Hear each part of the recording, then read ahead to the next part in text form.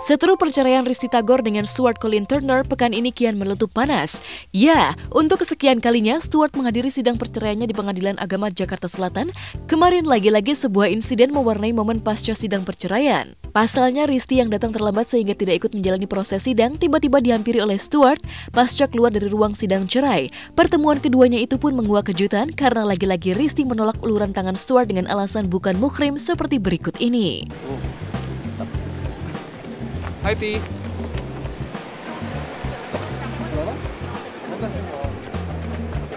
Halo Ma. Halo. Sidang masih dipanjangin lagi ya? Hah? Apa? Sidang masih dipanjangin lagi? Kenapa? Sidang masih diperpanjang lagi? Ya nggak tahu kan, itu kan udah jalannya pengadilan seperti itu kan, kita ikutin aja prosesnya lagi. Pertemuan Risty dengan Stuart itu kian mengundang teka-teki baru karena Risty menyinggung tentang pertemuan pada hari Sabtu sore di rumahnya. Ada apa gerangan? Usut punya usut, rupanya Risty telah merancang jadwal untuk mempertemukan Stuart Colin dengan Arkana sang bayi pada hari Sabtu sore besok.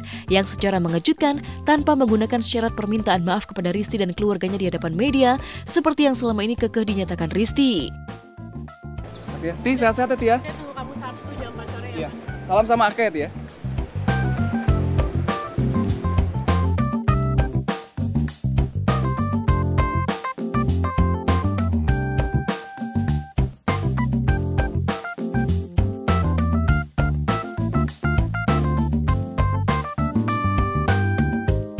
Saya cuma bilang ya udahlah, terserah dia mau ingat nggak ingat.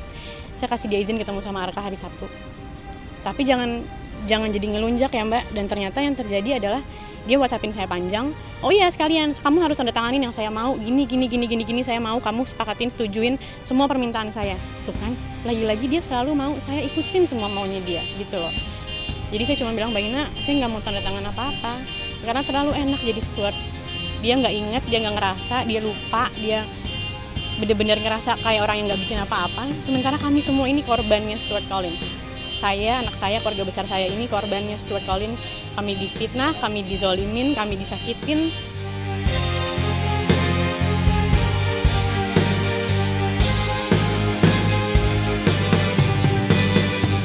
Ya anak juga berhak untuk mendapatkan kasih sayang dari kedua orang tuanya. Tapi kalau diputus ya gimana? Ya saya juga pasti harus berjuang lah. Saya nggak mungkin tinggal diem aja. Ibu saya belum lihat, keluarga saya belum lihat. Tapi Risty teman-temannya udah boleh lihat, keluarga udah boleh lihat. Sakit nggak jadi keluarga saya gitu kan? Apa yang terjadi dengan Risty Tagor? Begitu kekeh bertahan tidak mempertemukan putranya sampai Stuart meminta maaf di hadapan umum, mengapa kini Risty mendadak berubah?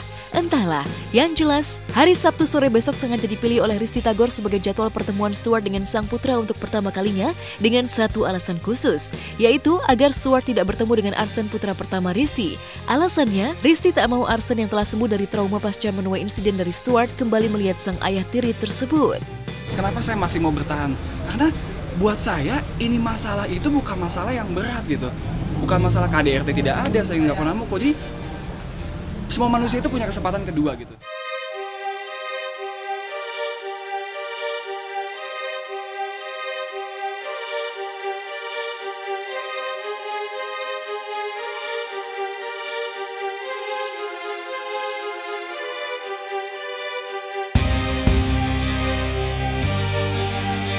Dia nggak ingat sama yang dia bikin kok.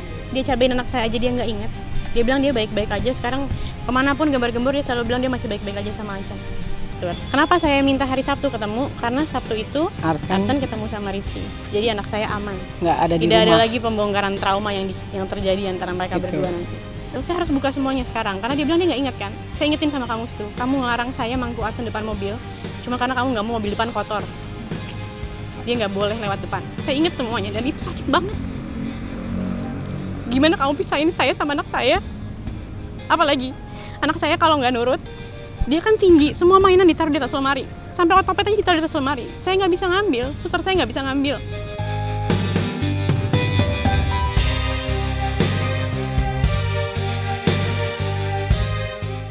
Uniknya, janji pertemuan Stuart dengan putranya pada hari Sabtu besok tersebut seolah menjadi ajang pembuktian bagi Risti. Pasalnya tak banyak yang tahu, setelah tidak muncul untuk datang menemui sang putra dengan syarat minta maaf di bulan Januari 2016 lalu, diam-diam Risti kembali mengatur agar Stuart bertemu dengan sang putra di awal bulan Maret yang ironisnya kembali diwarnai ketidakmunculan Stuart. Dan kini, ketika diberikan kesempatan bertemu untuk ketiga kalinya, akankah Stuart membuktikan kesungguhan kata-katanya berjuang untuk anak dengan datang ke rumah Risti dan menengok Arka, putra kandungnya? Ini kesempatan yang kesekian kalinya, tapi dia selalu bilang kalau dia tidak boleh saya dihalangi. Dia udah datang kok ke rumah saya. Hari Selasanya terus dia datang ya? Datang ke rumah saya, udah ketemu sama saya bilang, ayo masuk.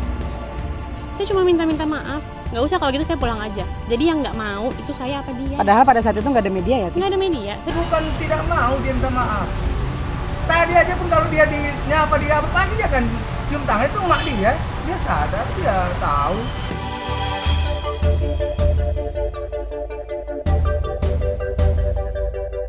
Dan kini ketika tinggal selangkah lagi Stuart bisa bertemu dengan sang bayi pada hari Sabtu besok tanpa harus memenuhi syarat permintaan maaf dari Risti, sebuah tanda tanya pun mencuat.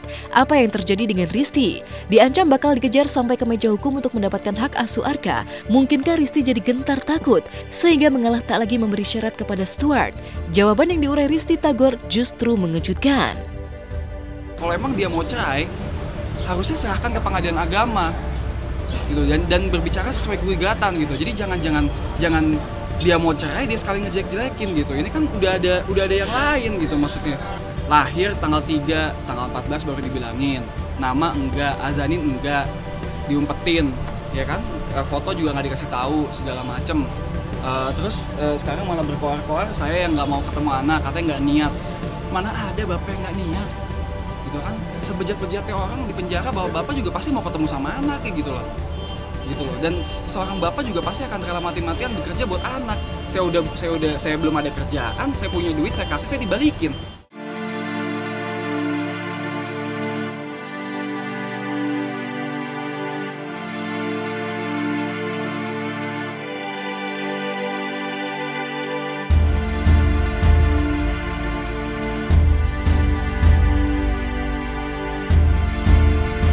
Coba deh, kamu ingat dulu apa yang kamu bikin, baru kamu bisa minta hak kamu.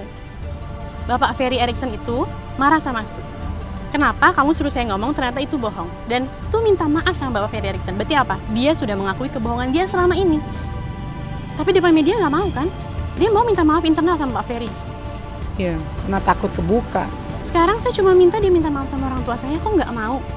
Akhirnya sekarang saya udah bilang ya udahlah, kalau memang tidak mau minta maaf nggak apa-apa. Ayo ketemu sama anaknya. Supaya saya tunaikan kewajiban saya untuk mempertemukan anak sama ayahnya.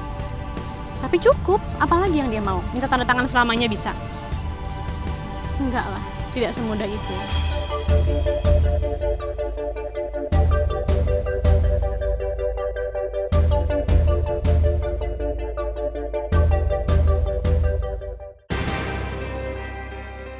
Dua tahun menikah dan belum dikaruniai momongan, pedangdut Fitri Karlina semakin gelisah. Buktinya pekan ini, Fitri terbang ke Singapura bersama dengan sang suami demi mendapatkan momongan.